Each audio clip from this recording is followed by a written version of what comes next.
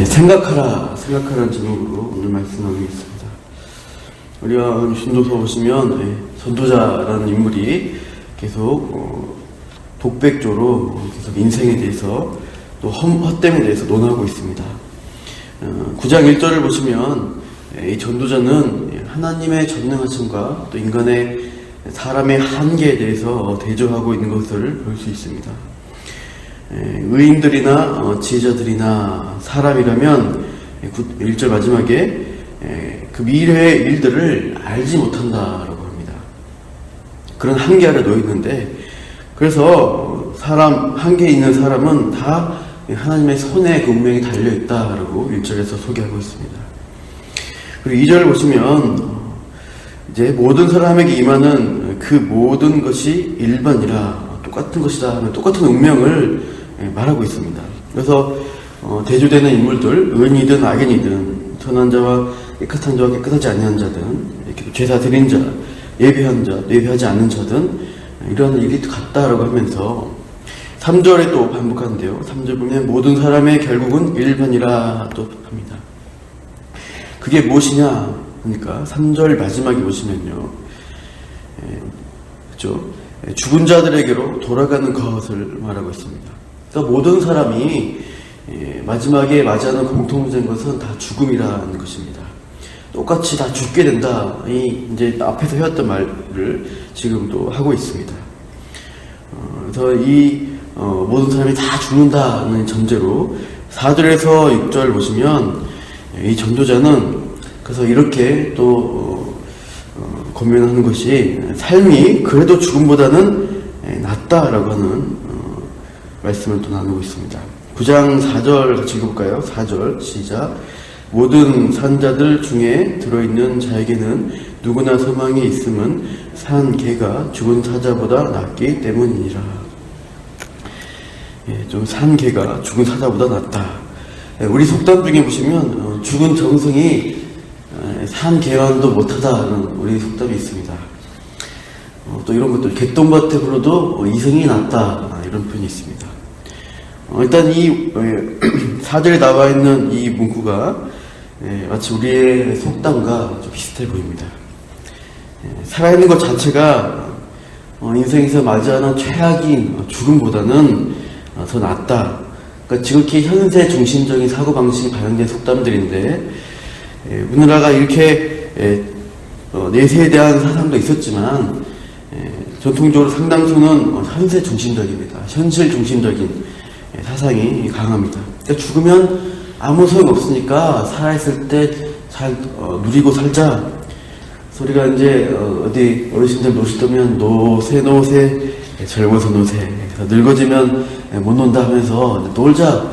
현실이 중요하다 이렇게 하는 그런 좀 의식들이 우리나라에 있습니다.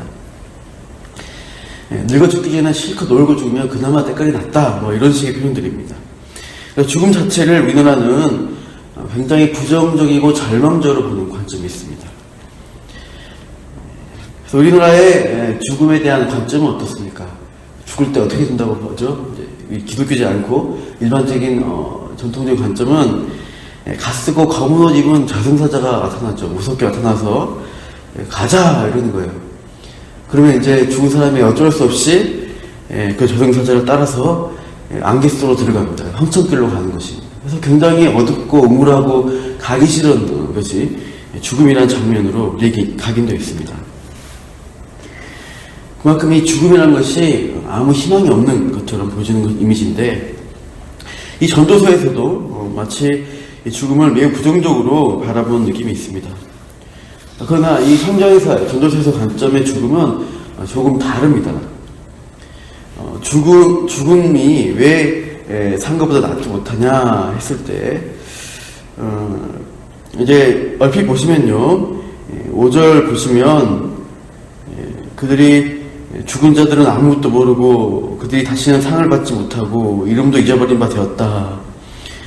6절에서는 그들에게 돌아갈 몫이 영원히 없다라고 이렇게 소개합니다. 근데 전도자가 산 사람이 더 낫다는 이유를 5절 초반부에 보시면 이렇게 나오죠. 5절에 보시면 산자들은 죽을 줄을 알되 죽은 자들은 아무것도 모른다는 것입니다. 죽음보다 산 게 나은 이유는 계속 헛되다가 산 것도 헛되다가 계속 앞에서부터 해왔기 때문입니다. 죽음이 온다는 것을 안다는 인지력이 있기 때문에, 깨닫는 이성이 있기 때문에 살아있는 게 죽음보다 낫다는 표현입니다. 죽은 자들은 아무것도 깨닫지도 못하고요, 생각하지도 못하고 깨닫지도 못하고 누리지도 못하는 상태에 있습니다. 정지의 상태입니다. 그러나 생각하고 누리고 대비할 수 있는 그 살아있는 상태, 그것이 죽어있는 것보다는 낫기 때문에 이제 이렇게 삶에 대해서 긍정적인 표현들을 하고 있다고 할 수 있습니다. 그래서 우리가 이 성경의 관점은 죽음을 앞두고 삶 가운데서 생각하고 살라는 것을 우리가 알 수 있는데요. 먼저는 이 살아있는 것에 대해서 감사하고 기쁨으로 누리라고 표현하고 있습니다. 7절을 보십시오. 같이 읽어보실까요? 7절 시작. 너는 가서 기쁨으로 내 음식물을 먹고 즐거운 마음으로 내 포도주를 마실지어다. 이는 하나님이 내가 하는 일들을 벌써 기쁘게 받으셨음이니라. 기쁨으로 음식물, 포도주를 먹고 마시는 일을 기쁨으로 누리라고 하는 것이죠.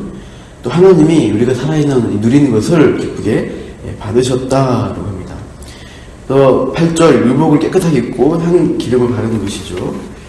그리고 9절 보면 사랑하는 아내와 함께 즐겁게 살라라고 표현하고 있습니다.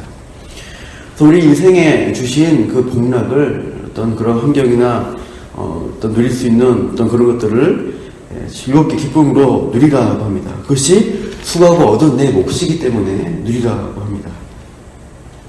그러한 삶을 누리면서 힘을 다해서 누리는 것인데, 10절 마지막에 보시면요, 이렇게 되어 있습니다. 내가 장차 들어갈 세월에는 일도 없고 계획도 없고 지식도 없고 지혜도 없음이니라. 아무것도 바꿀 수 없는 것이 없기 때문에 지금 누리라고 합니다.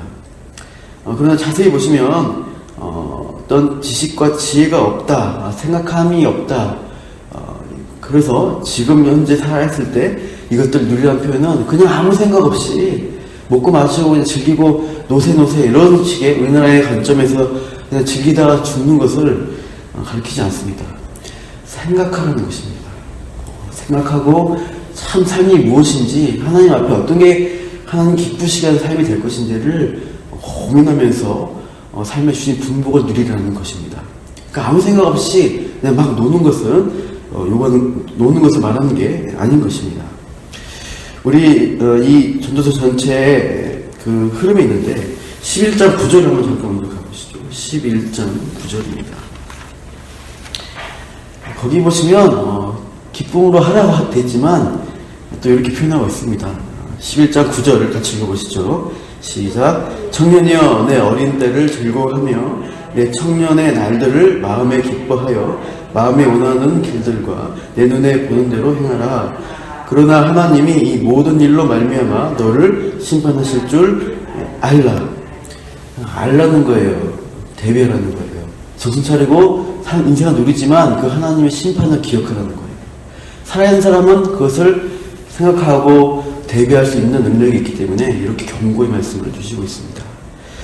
12장 1절을 보십시오. 너는 청년의 때 너의 창조주를 기억하라. 공고한 날이 이르기 전에 아무 낙이 없다고 할 해들이 가깝기 전에 그리하라는 것이에요. 기억하고 생각하고 대비하라. 이렇게 성경은 우리에게 권면을 하고 있습니다. 그러니까 우리가 여기서 우리에게 주어진 분복을 누리는 것입니다. 살아있음을 감사하며 누리는 것인데, 하나님이 무엇을 기뻐하실지를 생각하며 우리가 누려야 합니다. 그러니까 생각을 해야 합니다. 의식해야 합니다. 죽음의 주관자신 하나님께 언젠가 우리가 나아갈 것을 생각하고 지금 우리의 삶에 기쁘게 누리고 살아가지만 참 우리가 하나님의 그 만날 그 자리에서 또 지금 사는 자리에서 우리가 누린 기쁨이 하나님 기뻐하는 기쁨인가, 그 기쁨과 일치하는 기쁨으로 살아가는 것입니다. 그리고 우리가 죽음을 맞이할 때 하나님의 심판대 앞에 당당히 나아갈 수 있도록 대비하며, 그래서 우리가 그렇게 생각하고 살아가는 그러한 인생이 지혜로운 인생이 되도록 이 전도자는 우리에게 권면을 하고 있습니다. 그래서 우리가 오늘 하루 살아가실 때 아무 생각 없이 사는 것이 아니라 이 말씀에 근거한 생각을 하시고 무엇이 바른 길이고 또 무엇이 하나님 기뻐하는 길인가 그렇게 고민하시고 또 그렇게 기도 가운데 주신 지혜로 또 기도하는 한 깨닫게 하신 바대로 또 우리가 살아낼 수 있는 귀한 하루 되시기를 축원합니다. 기도하겠습니다. 하나님께서 참으로 우리 인생을 이 땅 가운데 허락해 주셨고 또 우리의 삶을 하루의 삶을 또 살 수 있도록 허락해 주시니 감사합니다. 그러나 하나님 우리가 살아있는 이곳은 참으로 하나님이 우리의 생명의 주권자이시고 주인이신 것을 생각하고 기억하기 위함입니다. 아무 생각 없이 죽은 자처럼 그냥 몸이 원하는 대로 살아가는 세상 사람과 다르게 우리는 우리의 창조주신 하나님을 기억하고 하나님의 기쁨이 어디에 있는가를 고민하는 가운데 그 하나님의 기쁨이 나의 기쁨이 되는 그러한 하루의 삶을 그런 감사한 삶을 살 수 있도록 오늘도 이끌어 주시기 원합니다. 말씀과 기도 가운데 깨닫게 해주시고 우리의 발걸음 또 우리가 하루 행하며 만나는 사람들 하는 일들 가운데 그렇게 우리의 손과 발을 붙들어 주시옵소서. 감사하며 이 모든 말씀 예수님 이름으로 기도합니다. 아멘.